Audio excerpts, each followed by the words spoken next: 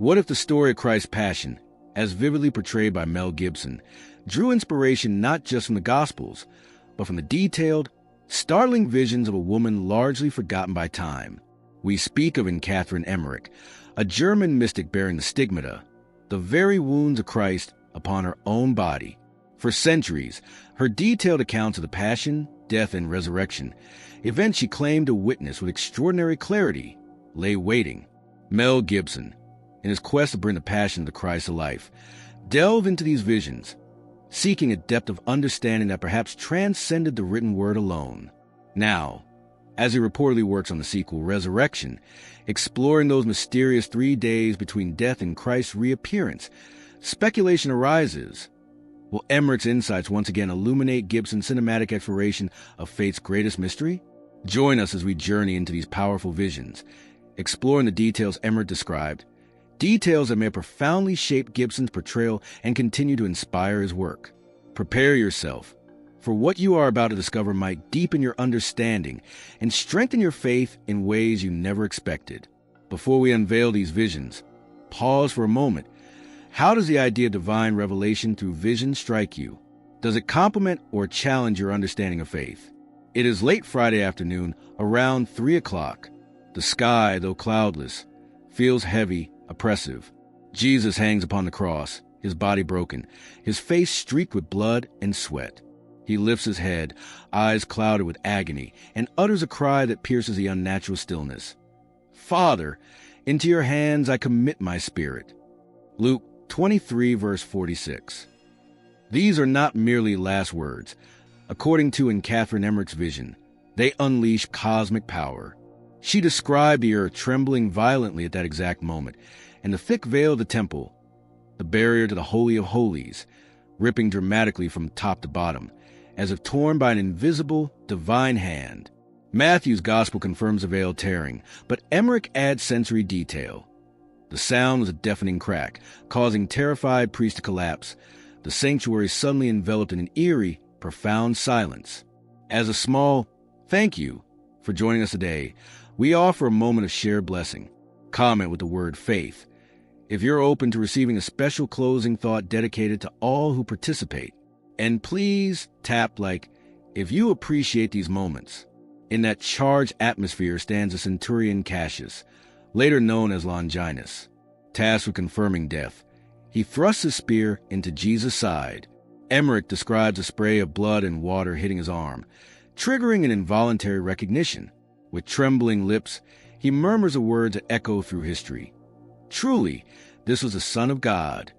It's a moment of battlefield conversion, an intuition cutting through duty and doubt. The sky responds with distant thunder, though no storm clouds gather. An unnatural quiet falls over Jerusalem's usually bustling streets, a heavy silence acknowledged even by Pilate in his palace, who sends messengers fearing a riot. Be sure to stay with us, as around Chapter 4, we'll delve into Emmerich's stunning vision of Christ's descent into the realm of the dead, an event Gibson is likely exploring for his Resurrection film, revealing a hidden chapter between the cross and the empty tomb. What truly happened in those silent hours? The visions offer a potential key. In the unsettling quiet following Christ's death cry, amidst the strange phenomena witnessed by the centurion and the unnerved city, practicalities intrude.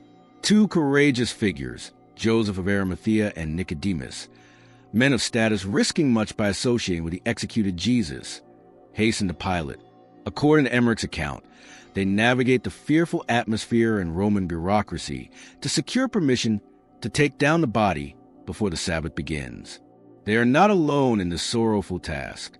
John, the beloved disciple, is present, and in Catherine Emmerich adds another detail often unseen, an Ethiopian servant assisting them, highlighting the diverse reach of Jesus' impact even then. Imagine the scene she paints: the agonizingly slow removal of the nails from the wood, each sound echoing in the heavy air. Mary, the mother, watches, her face a mask to contain grief, clutching her blue mantle, a detail Emmerich notes, anchoring herself amidst unimaginable pain. Her strength is palpable, a silent testament to endurance in the face of utter devastation. This visceral, human detail is precisely the kind of material Mel Gibson often seeks to translate onto the screen, grounding profound spiritual events in tangible emotion. The body is gently lowered and laid upon a clean surface. Emmerich describes the tender washing of the wounds, the careful removal of dried blood and grime. Then comes the anointing. Perfumed oils, myrrh and nard, precious substances, are brought forth. She doesn't just mention the act. She describes the way it's done, hands trembling slightly, yet touching each wound with profound reverence, moving with the knowledge that they are handling not just a body, but something sacred. This careful ritualistic preparation, imbued with love and sorrow, offers a depth beyond simple historical recounting. Clean white linen strips are used to wrap the limbs, the torso, the head, the rich scent of the oils intensifying, hanging heavy in the air. It's a scene rich with sensory details, the kind Emmerich provides, offering filmmakers like Gibson layers of texture to convey the solemnity and significance of the moment. The chosen tomb, belonging to Joseph of Arimathea, is carved into limestone rock near an olive press.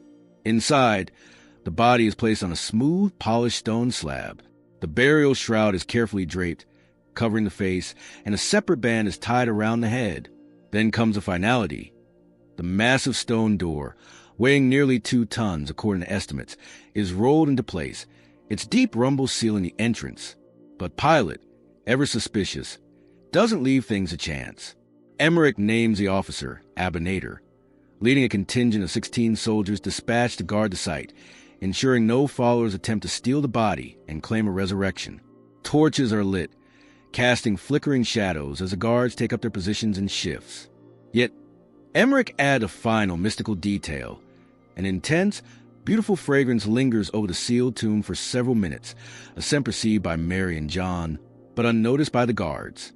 It's described as a subtle sign, a hint of holiness perceptible only to hearts already attuned, a quiet promise hanging in the air before profound silence that would envelop the world. What mysteries unfolded behind its sealed stone, in the unseen realms, during those hours of earthly silence.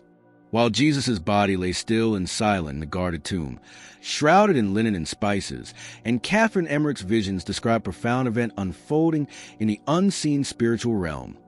The descent of Christ into the mansion of the dead. This wasn't a journey of defeat, but a triumphant entry. Emmerich saw his spirit, luminous and authoritative, piercing the veils of the invisible world. He didn't enter like a wandering shade, but descended as a king, a brilliant light cutting through the ancient gloom. No entity there, she recounted, could withstand his presence. He didn't request passage. He claimed it, shattering the boundaries of what the ancients called Sheol, or the limbo of the just. This was the waiting place, a dense, shadowy realm where the righteous souls of the Old Testament lingered, holding on to a promise of redemption they had never seen fulfilled. Imagine the scene Emmerich painted. Adam and Eve, bearing the weight of ancestral sorrow. Noah, his eyes filled with centuries of waiting. Abraham, steadfast as ever. Moses, the lawgiver, silent but present. David, the psalmist, perhaps still humming silent hymns. And the prophets, standing like sentinels in suspended time. None had yet entered the fullness of glory. They were held there vigilant, expectant, until this very moment. Jesus' arrival, according to Emmerich, tore through that long silence like lightning ripping through the night. He became visible among the dead, and they recognized him, not from second-hand accounts, but by the immediate impact of incarnate truth. They saw him not as a stranger, but as the one their souls had sought since their first breath.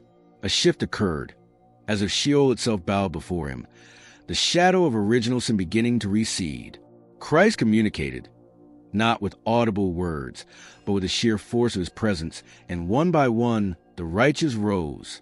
However, not all welcomed this divine intrusion. Emmerich vividly described the reaction of the dark entities, the fallen spirits who had long held sway in the realm of the dead. They recoiled, agitated, trembling before the power that effortlessly displaced them. They attempted resistance, tried weaving their usual deceptions around him, but it was futile. The light emanating from Christ, Emmerich saw, simply dissolved their lies, like falsehood evaporating in the face of absolute truth. It was a confrontation without physical weapons, an inevitable assertion of divine authority that forced even the demons to acknowledge his lordship, leaving them humiliated as the righteous were liberated. Following this victory, Emmerich witnessed Jesus leading the freed souls in a glorious, real procession out of limbo, a vast multitude following the shepherd they had awaited for ages. The mansion of the dead was emptied of its most ancient residents as, for the first time, the gates of heaven opened to them, met by choirs of angels in a celebration visible only to those, like Emmerich, who could perceive the spiritual world. What power could possibly follow such a cosmic event? What would happen back on Earth, at the guarded tomb, as the third day dawned? The pre-dawn hours of Sunday hang heavy and still. Outside the sealed tomb, pilot soldiers maintain their watch, the air strangely thick, described by Emmerich as feeling like lead. One guard, named Claudius in her visions, grumbles to his companion about the unsettling atmosphere, hearing faint tremors in the earth, dismissing them as fatigue. They have no idea of the cosmic event about to rupture reality for within that cold stone chamber. Suddenly, Emmerich saw, not a light from outside, but an explosion of brilliant blue-white radiance within the tomb itself. It wasn't lamplight or sunlight. It was as if space itself had ignited. The body of Jesus, previously rigid on the stone slab, begins to rise, weightless, defying gravity. A blinding ray of light erupts from the spear wound in his side, illuminating every crevice of the grotto. Then, in a detail Emmerich described with chilling precision, the carefully wrapped linen cloths collapse, intact but utterly empty, like a chrysalis left behind after the butterfly has flown. This powerful, internal transformation precedes any external sign. Then, the earth trembles again, more violently this time. Small rocks crack. The ground itself seems to pulse. Emmerich saw two majestic angels descend, touching the massive, 2-ton stone that sealed the entrance. Without effort, without a sound, the stone pivots smoothly in its groove, rolling aside as if it were lighter than a feather. The guard Claudius tries to raise his spear, but his arm goes limp, useless, and he collapses. The other soldiers are instantly overcome by the blinding angelic light. Falling unconscious, their stark shadows momentarily thrown against the distant city walls by the unearthly radiance. And then, emerging into the cool dawn air, is Jesus. He steps forth calmly, clothed in a mantle described by Emmerich as shimmering like woven light, moving without wind. The wounds in his hands, feet, and side are not gaping injuries, but living emblems, glowing like embers, pulsing with divine energy so potent that, according to vision, the very vegetation in the garden bows towards him. If this vision of triumphant, world-altering power resonates within your soul, feel free to share amen in the comments below as an affirmation of faith in this incredible moment. Emmerich adds another layer of sensory detail to this profound event. As the resurrected Christ walks through the garden, the night-blooming flowers, those that open only in darkness, suddenly release their most intense fragrance, a sweet perfume offered up as if in recognition of their creator passing by. It's these intimate, unexpected details from Emmerich's visions that offer a depth and texture potentially inspiring to an artist like Mel Gibson, seeking to convey the sheer awe and transformative power of the resurrection. The event isn't just a theological doctrine. In these visions, it's a sensory, world-altering reality. But Jesus doesn't linger alone in the garden. Where does it go first? Who receives the initial, staggering news that death itself has been undone? Having emerged victorious from the tomb, where does the resurrected Christ first turn his attention? According to and Catherine Emmerich's profound visions, his very first appearance wasn't in the garden or to his disciples, but in a swift, spiritual visitation to his mother, Mary. While she prayed in John's house across the city, Emmerich described Jesus manifesting before her, not physically walking through doors, but appearing in a way that transcended space. It was a brief, deeply personal encounter where he offered a smile and 3 potent words. Mother, it is finished.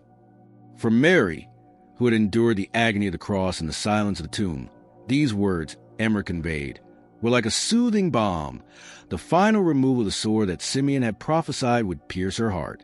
This intimate, prioritized visit to his mother added a layer of tenderness often overlooked, a detail Emmerich provides. Meanwhile, as dawn fully breaks, Mary Magdalene, driven by grief and love, arrives alone at the tomb. She finds the massive stone rolled away, the entrance gaping and empty. No guards, no body, just absence. Without hesitation, without even looking inside, she turns and runs, propelled by shock and confusion, back to the house where the disciples are huddled in fear. "He lives," she might have cried, or perhaps simply, "They have taken the Lord." Her news throws the room into turmoil. Some fall to their knees, others voice immediate doubt. Peter, ever impulsive, pulls on his mantle and sprints out, with the younger, faster John close behind. They race through the awakening city, reaching the tomb breathless. John arrives first, peers inside, and sees a linen grave clothes lying there, the head covering neatly folded by itself. Emmerich notes this detail, suggesting order, not chaos. A spark of understanding, an inexplicable certainty, ignites within John. Peter, however, needs more. He enters the tomb, touches the linen, observes the lack of any sign of struggle or violence. The place is clean, still smelling faintly of nard. He emerges bewildered, caught between burgeoning hope and ingrained fear. Still reeling, Mary Magdalene returns to the garden alone, tears blurring her vision. Peering again into the empty tomb, Emmerich describes her seeing two angels in white seated where Jesus' body had lain. "Woman, why are you weeping?" they ask gently. Through her sobs, she explains, "They have taken my Lord away, and I don't know where they have put him." Turning, she sees a figure standing nearby, whom she assumes is the gardener. When he asks whom she seeks, she repeats her plea. Then, the figure speaks a single word, "Mary." It's the way he says her name, with that unique tone of voice she knows so intimately, that shatters her grief. Looking up, her tear-filled eyes meet the eyes that face across, now filled with life. In overwhelming joy, she reaches for him, but he gently restrains her. "Do not hold on to me, for I have not yet ascended to the Father. Go instead to my brothers and tell them." Filled with electrifying certainty, Mary runs off again, her heart ablaze, knowing she has witnessed the impossible. What the guards who witnessed the stone move? Their story takes a different, darker turn, reminding us that encountering divine power doesn't always lead to faith.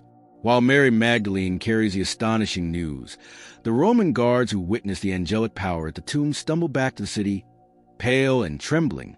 Emmerich's visions detail their report to the anxious priests, Caiaphas among them. They recount the tremor, the blinding light, the ethereal figure emerging. Faced with this inconvenient truth, the priests resort to bribery, offering silver coins to the soldiers to spread a lie, that the disciples stole the body while they slept.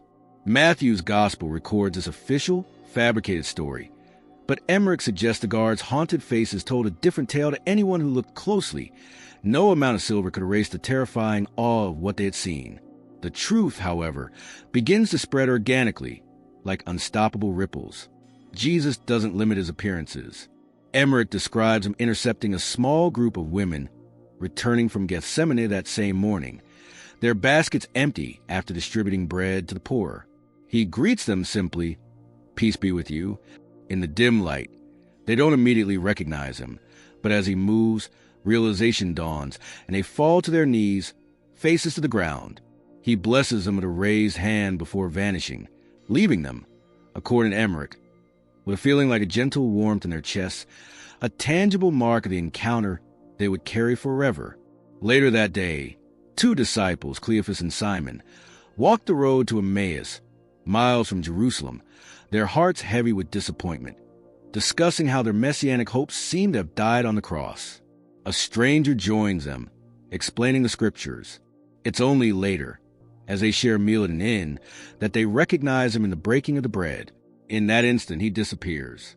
Overcome, they abandon their journey and race back to Jerusalem through the night, bursting in on the other disciples with the news, "We have seen the Lord."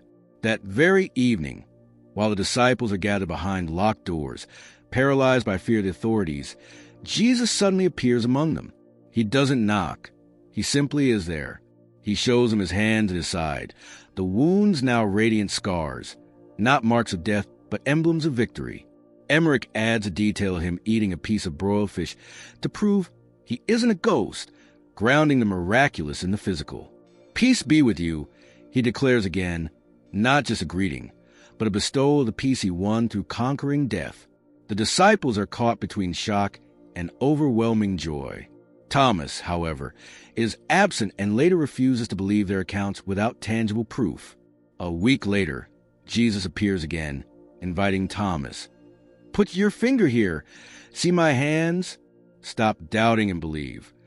Thomas, confronted by the living Christ, collapses in adoration, proclaiming, "My Lord and my God." Jesus' gentle response echoes to us today. Blessed are those who have not seen and yet have believed. If this journey of faith and reflection speaks to your heart, supporting us with a like and subscribing to the channel allows us to continue sharing these inspiring stories together. These encounters weren't fleeting visions. They were transformative, turning fear into courage, doubt into unwavering conviction.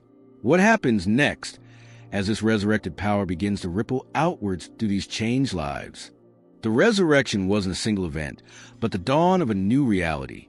For 40 days, as the scriptures attest in Emmerich's visions detail, the risen Christ continued to appear, solidifying faith and commissioning his followers. Picture the scene Emmerich described by the Sea of Tiberias.